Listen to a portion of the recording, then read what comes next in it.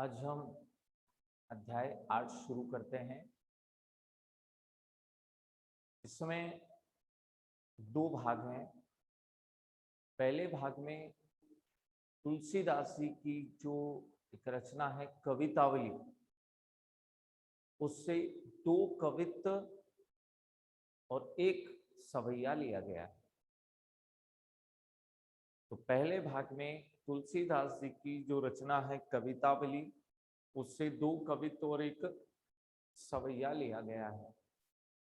और दूसरे भाग में रामचरितमानस के लंका कांड से कुछ चौपाइयां और दोहे लिए गए। तो कवितावली के उत्तरकांड से उत्तरकांड से दो कवित्व और एक सवैया लिया गया।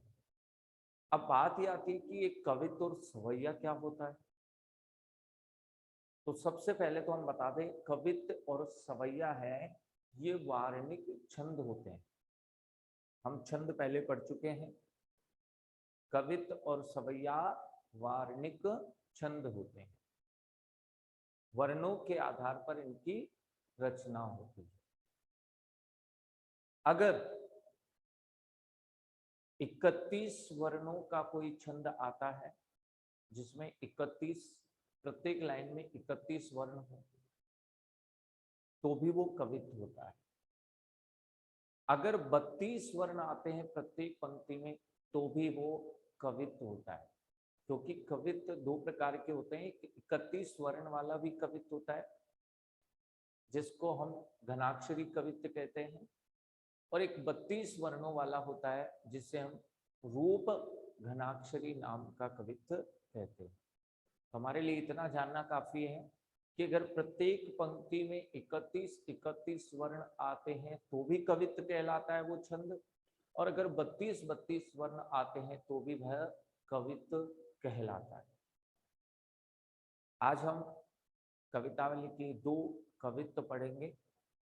कवित्व छंद का नाम है और ये वार्णिक छंद होता है। 31 या 32 वर्णों वाला छंद। तो एक बार गिन के देख लेते हैं। और दूसरा कवित्व की पहचान और है कि जो एक पंक्ति का पहला भाग होता है उसको शुरू से लिखते हैं, और उसी पंक्ति का दूसरा भाग है उसको थोड़ा आगे से लिखा जाता है। फिर दूसरी पंक्ति शुरू होती है तो उसका एक चरण पहला भाग होता है वह शुरू से लिखते हैं, और उसी पंक्ति का दूसरा चरण है कुछ आगे से लिखा जाता है। तो लिखने के तरीके से भी हमें देखते ही पता चल जाता है ये कवित्व है। कवित्व को इसी तरह से लिखा जाता है। और दूसरा, पक्का हम वर्णों को गिन के भी कर सकते हैं। तो एक बार हम गिन लें। वर्ण गिनिए। वर्ण का मतलब होता है भाषा की सबसे छोटी इकाई।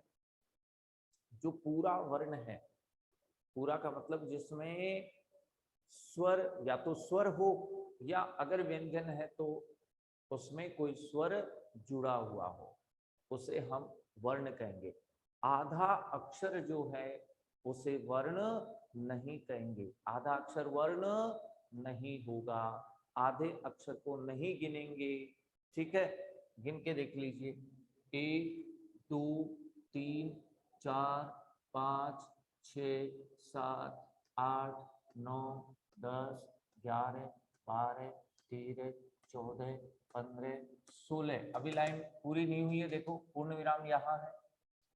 17 18 19 20 21 22 23 24 25 26 27 28 29 30 31। पहली पंक्ति में 31 वर्ण है। अब हम आगे भी गिने। 1 2 3 4 5 6 7 8 9 10 11 12 13 14 15 16 17 18 19 20 21 22 23 24 25 26 27 28 29 30। अब इसमें देखो एक वर्ण कम क्यों हो गया, या तो कहीं ना कहीं गिनने में मिस्टेक है या कहीं ना कहीं लिखने में मिस्टेक है। देखिए वापस से गिनिए, 1 2 3 4 5 6 7 8 9 10 11 12 13 14 15 16 17 18 19 20 21 22 23 24 25 26 27 28 29 30 31 ही है। दूसरी पंक्ति में भी 31 वर्ण हो गए, और आगे जैसे ही आप गिनेंगे सब में 31 31 वर्ण ही होंगे। तो हम समझ गए कि यह कवित्त छंद है। छंद का नाम है कवित्त। इधर गिने 1 2 3 4 5 6 7 8 9 10 11 12 13 14 15 16 17 18 19 20 21 22 23 24 25 26 27 28 29 30 31। पहली पंक्ति में इधर भी 31 है, दूसरी पंक्ति में और गिन के देख लो, 1 2 3 4 5 6 7 8 9 10 11 12 13 14 15 16 17 18 19 20 21 22 23 24 25 26 27 28 29 30 31। तो यहाँ भी आगे 31 31 वर्ण ही होंगे। हम कह सकते हैं ये पहला है, ये भी कवित्त है क्योंकि इसमें भी 31 31 है, और दूसरा जो पद है वो भी कवित्त ही है, इसमें भी 31 31 वर्ण है। अगर 32 32 होते तो भी कवित्त होता, क्योंकि 31 31 में भी कवित्त होता है, और 32 32 वर्ण आ जाए तो भी कवित्त होता है। तो आपसे ऐसा प्रश्न भी पूछा जा सकता है कि कौन सा छंद है, प्रस्तुत पद में कौन सा छंद है, तो आप बता सकते हैं कवित्त छंद है, और ये वार्णिक छंद होता है। इसकी प्रत्येक पंक्ति में 31 या फिर 32 वर्ण होते हैं। ये आपको पूरा अच्छे से आना चाहिए, ठीक है।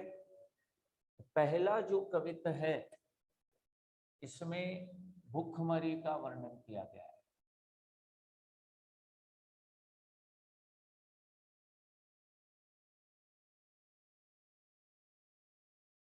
आपसे एक पंक्ति देकर पूछा जा सकता है कि इस कवित्व में तुलसीदास जी ने किस स्थिति का वर्णन किया है, तो आप बता देंगे भुखमरी का वर्णन किया गया है। किस तरह लोग भूखे हैं, किस तरह भुखमरी की स्थिति हो गई है, कैसी परेशानियां लोगों को आ रही है, क्या क्या भूख को शांत करने के लिए, पेट की भूख को शांत करने के लिए क्या क्या लोगों को करना पड़ रहा है, ये पहले कवित्व में तुलसीदास जी ने बताया है। और तुलसीदास जी के लिए आप जानते ही हैं कि तुलसीदास जी जो कवि मंडल है उसमें चंद्रमा के समान बताया, सूर सूर तुलसी शशि। सूरदास जी को कवि मंडल का सूर्य, जबकि तुलसीदास जी को चंद्रमा। जैसे कृष्ण भक्ति धारा में सूरदास जी का बड़ा नाम है, ऐसे राम भक्ति धारा में तुलसीदास जी का भी बहुत बड़ा नाम है। ये तुलसीदास जी भगवान श्री राम के परम भक्त थे। इनके इष्टदेव तुलसीदास जी के भगवान राम थे। देखिए पढ़ते हैं, किस्बी, किस्बी का अर्थ है मजदूरी। किस्बी का अर्थ है मजदूरी।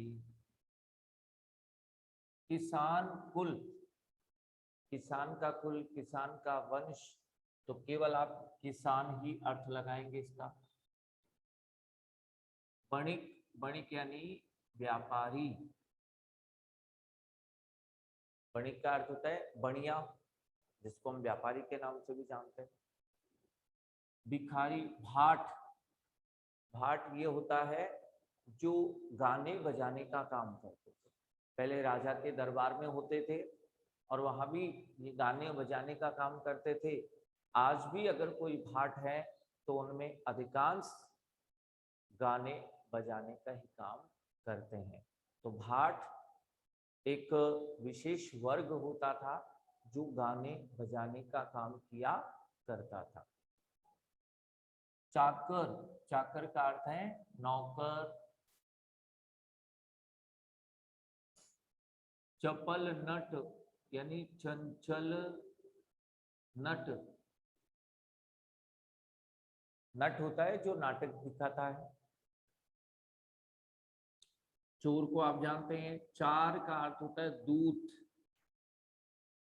जो संदेश इधर उधर पहुंच जाता है, यहाँ का संदेश वहां लेके जाता है, वहां का संदेश यहाँ लेके आता है। तो चार का अर्थ होता है दूत। और चेटकी यानी बाजीगर, बाजीगर वो होता है जो खतरनाक खेल दिखाकर अपना जीवन यापन करता है। कई बार देखा होगा अपने सीने पर पत्थर रख करके और उसे तुड़वाते हैं। कई बार अग्नि के अंगारों के बीच में वो चल करके दिखाते हैं। कई बार ऐसे आपने देखा होगा ट्यूबलाइट इत्यादि अपने शरीर पर मार मार के फोड़ते हैं। तो चेटकी वो होते हैं जो अपनी जान जोखिम में डाल करके और कोई खेल दिखाते हैं और लोगों का मनोरंजन करके पैसा कमाते हैं और अपना जीवन यापन करते हैं। तो चेटकी का अर्थ होता है बाजीगर, जो खतरनाक खेल दिखा करके जीवन यापन करते हैं। तो तुलसीदास जी ने भुखमरी की स्थिति का वर्णन करते हुए कहा है, लिखा है कि पेट भरने के लिए कोई मजदूरी करता है तो कोई किसान है। पेट भरने के लिए कोई मजदूरी करता है तो कोई किसान है। कोई व्यापारी, कोई भिखारी तो कोई भाट है, अर्थात गाने बजाने का काम करता है। कोई नौकर है, कोई चंचल नट है, कोई चोर है, कोई दूत है और कोई बाजीगर है।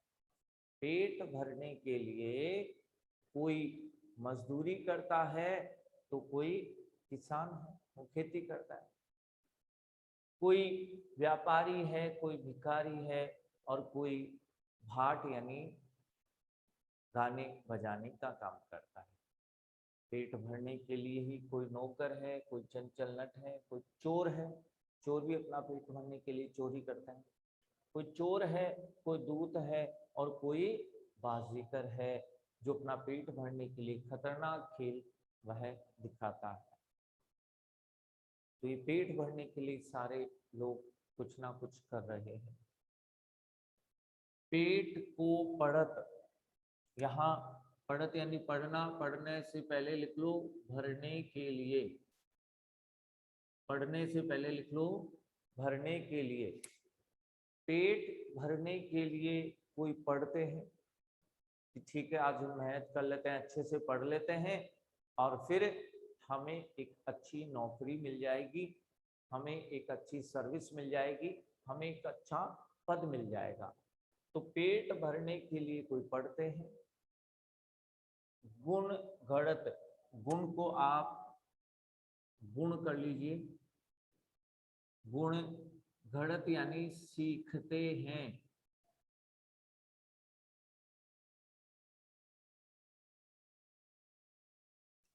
कोई पेट भरने के लिए अनेक प्रकार के गुण या कला सीखते हैं। भिन्न भिन्न प्रकार की कलाएं या गुण सीख लेते हैं जिससे पेट भर ले, भुखमरी शांत हो जाए।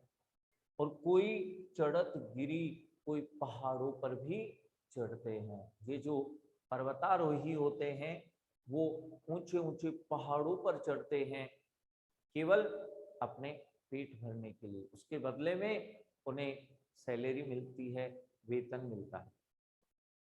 तो ये कहा गया है कि पेट को भरने के लिए कोई पढ़ते हैं, कोई अनेक प्रकार के गुण सीखते हैं, तो कोई पहाड़ों पर चढ़ते हैं, और कोई अटत यानी घूमते रहते हैं। अटत घूमते रहते हैं। गहन यानी घने, घन यानी जंगलों में, गन यानी जंगलों में, गहन यानी घने, और गन यानी जंगलों में। अहन यानी दिन भर, अहन दिन भर। अखेट की यानी शिकार करने के लिए, अखेट की शिकार करने के लिए। और कोई शिकार करने के लिए दिन भर घने जंगलों में घूमते रहते हैं। कोई शिकार करने के लिए दिन भर घने जंगलों में घूमते रहते हैं। कि हमें कोई शिकार मिल जाए, हम किसी का शिकार कर लें और फिर उसे बेच करके और अपना कैसे तैसे भूखमरी शांत होगी, अपने कुछ पैसे आएंगे। ऊंचे नीचे कर्म, कर्म को आप कर्म कर लीजिए। कोई ऊंचे नीचे कर्म करते हैं, धर्म को भी आप कर लीजिए धर्म, और अधर्म को कर लीजिए अधर्म, शुद्ध कर लीजिए। करी यानी करते हैं।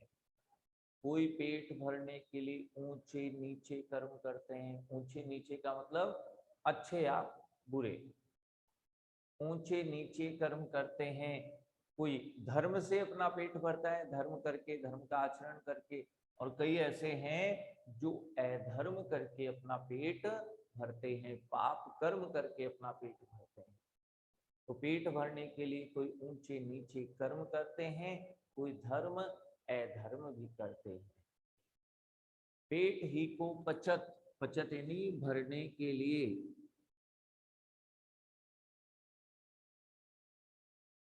पेट ही को पचत, कोई पेट भरने के लिए।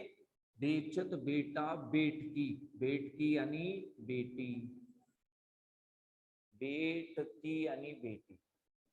कोई पेट भरने के लिए अपने बेटे और बेटी को भी बेच देते हैं। कईयों की स्थिति ऐसी होती है कि जो अपना पेट ही नहीं भर पाते हैं, तो फिर उनके संतान 2 3 4 ऐसे किसी की होती है, तो वो अपने बेटे बेटी को भी कुछ पैसे लेकर के और बेच देते हैं। तो ये यहाँ से प्रश्न बन सकता है कि भूखमरी की सबसे भयानक स्थिति तुलसीदास जी ने कौन सी बताई है? तो आप बताएंगे जिसमें पेट भरने के लिए लोग अपने बेटे बेटी को भी बेच देते हैं। ये भूखमरी की सबसे भयानक स्थिति है। तुलसी भुजाय इकराम घनश्याम हिते, यहाँ घनश्याम के 2 अर्थ लगाए जाएंगे। एक घनश्याम का अर्थ है काले बादल, और दूसरा घनश्याम का अर्थ है राम। तो शब्द एक, अर्थ 2, श्लेष अलंकार है।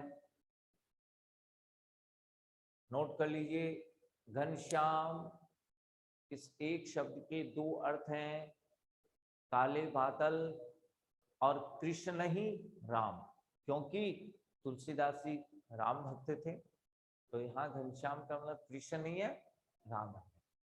तो काले बादल और राम 2 अर्थ है घनश्याम शब्द के। शब्द एक, अर्थ 2, श्लेष अलंकार है। नोट कर लीजिए। आगी बड़ वागिते, बड़ी है आगी पेट की। बड़ वागिते का अर्थ है समुद्र की आग। बड़ वागिते समुद्र की आग। पहले दूसरी लाइन का अर्थ करेंगे। तुलसीदास जी कह रहे हैं कि पेट की आग, पेट की आग समुद्र की आग से भी बड़ी होती है। पेट की आग समुद्र की आग से भी बड़ी होती है।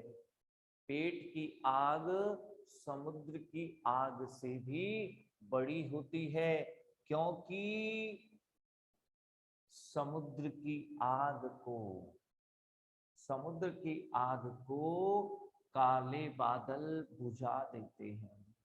समुद्र की आग को काले बादल बुझा देते हैं, क्योंकि जैसे ही बारिश होती है, काले बादल जैसे ही बारिश करेंगे, समुद्र की आग शांत हो जाएगी। तो पेट की आग समुद्र की आग से भी बड़ी होती है, क्योंकि समुद्र की आग को तो काले बादल बुझा देते हैं, लेकिन पेट की अग्नि कभी शांत नहीं होती है। अब तुलसीदास जी कह रहे हैं, हे प्रभु राम, आप ही हमारे पेट की अग्नि को बुझा सकते हो। ठीक है। अब जो दूसरा कवित्व है, इसमें बेरोजगारी की स्थिति नोट कर लीजिए। बेरोजगारी की स्थिति का वर्णन किया है। पहले में भूखमरी और दूसरे में बेरोजगारी। कौन कौन लोग किस तरह से बेरोजगार हो गए वो बता रहे हैं। खेती ने किसान को, इस समय किसान के पास खेती नहीं है। किसान है लेकिन उसके पास खेती नहीं है, खेती कहाँ करे बेचारा। तो किसान के पास खेती नहीं है, भिखारी के पास भीख और बलि, बलि का अर्थ है दक्षिणा। भिखारी है लेकिन उसे भीख नहीं मिल रही है, और दक्षिणा का, बलि का अर्थ है कोई नगद पैसे दे दे, वो भी कोई नहीं दे रहा भिखारी को। खूब मांग रहा है वो, लेकिन कुछ नहीं मिल रहा, बेरोजगार है। किसान के पास खेती नहीं है, भिखारी के पास भीख और बलि या दक्षिणा भी नहीं है। वणिक का मतलब वही व्यापारी। व्यापारी के पास वाणिज्य यानी व्यापार नहीं है। व्यापारी के पास व्यापार नहीं है। और चाकर का मतलब नौकर, नौकर के पास चाकरी यानी नौकरी नहीं है। चाकरी नौकरी। व्यापारी के पास व्यापार नहीं है, तो नौकर के पास नौकरी भी नहीं है। जीविका विहीन, विहीन को विहीन कर लीजिए, तत्सम बना लीजिए, तद्भवता तत्सम बनाओ। जीविका विहीन लोग सिद्धमान यानी दुखी होकर, सिद्धमान यानी दुखी होकर, जीविका विहीन लोग दुखी होकर सोच बस यानी यही सोच रहे हैं, बस यही सोच रहे हैं। कहे एक एकंसो, एक दूसरे से, एक एकंसो एक दूसरे से, एकन का अर्थ है दूसरे से, एक दूसरे से कह रहे हैं। कहाँ जाए यानी जाए, और का यानी क्या, करी यानी क्या करें। अब कहाँ जाए और क्या करें। जीविका विहीन लोग दुखी हो गए हैं, दुखी होकर के वो सोच रहे हैं और एक दूसरे से कह रहे हैं कि अब कहाँ जाए और क्या करें। वेदौ यानी वेद, वेदों में, और पुराण को भी शुद्ध कर ले, पुराणों में, वेदों और पुराणों में कहा गया है। लोकहु यानी संसार में, विलोकियत यानी देखा गया है। विलोकियत देखा गया है। वेदों और पुराणों में कहा गया है तथा संसार में देखा गया है। क्या? सांकरे यानी संकट, सभी पे यानी सभी पर। जब सभी पर संकट आ जाता है तो राम के आगे विश्वनाथ बहुत अच्छी है, राम को पुकारा जा रहा है कि हे राम, राव रे यानी आप ही, राव रे यानी आप ही कृपा करते हो। वेदों और पुराणों में कहा गया है, इस संसार में देखा भी गया है कि जब सभी पर संकट आ जाता है तो हे प्रभु राम, आप ही कृपा करते हो।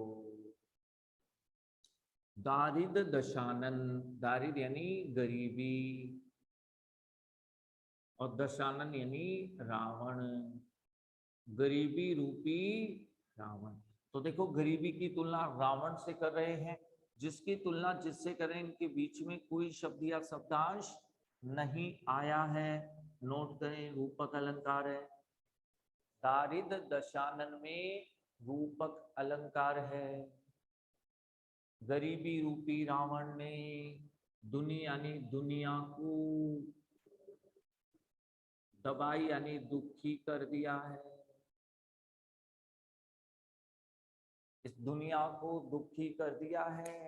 दीन बंधु, यहाँ राम को ही कहा है, हे दीन बंधु, हे भगवान राम, इसे गरीबी रूपी रावण ने दुनिया को दुखी कर दिया है। दुरित दहन, यहाँ भी रूपक अलंकार है। दुरित का अर्थ होता है पाप और दहन का अर्थ होता है अग्नि। पाप की तुलना अग्नि से कर रहे हैं, तो पाप रूपी अग्नि।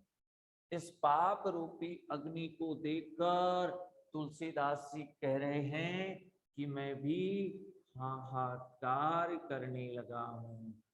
है हा यानी हाहाकार करने लगा हूं, अर्थात मैं भी दुखी हो गया हूं। इस पाप रूपी अग्नि को देखकर मैं भी हाहाकार करने लग गया हूं, ये तुलसीदास जी स्वयं कह रहे हैं। ठीक है, एक बार हम वापस से सुन लेते हैं, ध्यान से देख लेते हैं। पहले कवित्व में तुलसीदास जी ने, पहले कवित्व में तुलसी, एक बच्चा कह रहा है कि आप दिखाई नहीं दे रहे हैं। बेटा अपनी स्क्रीन पर पेज चेंज कीजिए, स्क्रीन को आप आगे पीछे कीजिए और जहां मैं नजर आऊं वहां डबल क्लिक कर दो, मैं नजर आ जाऊंगा आपको। भुखमरी की स्थिति का वर्णन किया है। क्या कह रहे हैं देखो, कि पेट भरने के लिए कोई मजदूरी करता है तो कोई किसान है, कोई व्यापारी, कोई भिखारी है, तो कोई भाट है, अर्थात गाने बजाने का काम करता है। पेट भरने के लिए कोई नौकर है तो कोई चंचल नट है, कोई चोर, कोई दूत, तो कोई बाजीगर है। पेट भरने के लिए कोई पढ़ते हैं, कोई अनेक गुण या कलाएं सीखते हैं, कोई पहाड़ों पर चढ़ते हैं, तो कोई शिकार करने के लिए दिन भर घने जंगलों में घूमते रहते हैं। पेट भरने के लिए ऊंचे नीचे कर्म करते हैं, धर्म अधर्म भी करते हैं, और कोई तो पेट भरने के लिए अपनी बेटी या बेटे को ही बेच देते हैं। तुलसीदास जी कह रहे हैं कि पेट की आग समुद्र की आग से भी बड़ी होती है, क्योंकि समुद्र की आग को तो काले बादल बुझा देते हैं, लेकिन पेट की अग्नि कभी शांत नहीं होती है। और भगवान राम से कह रहे हैं कि प्रभु राम, आप ही पेट की अग्नि को शांत कर सकते हो। दूसरे कवित्व में बेरोजगारी का वर्णन कर रहे हैं कि इस समय बेरोजगारी की स्थिति ऐसी है कि किसान के पास खेती नहीं है, भिखारी के पास भीख और बलि या दक्षिणा नहीं, व्यापारी के पास व्यापार ही नहीं है, नौकर के पास नौकरी भी नहीं। जीविका विहीन लोग दुखी होकर बस यही सोच रहे हैं और एक दूसरे से कह रहे हैं कि हम कहाँ जाएं, और क्या करें। वेदों और पुराणों में कहा गया है, इस संसार में देखा भी गया है कि जब सभी पर संकट आ जाता है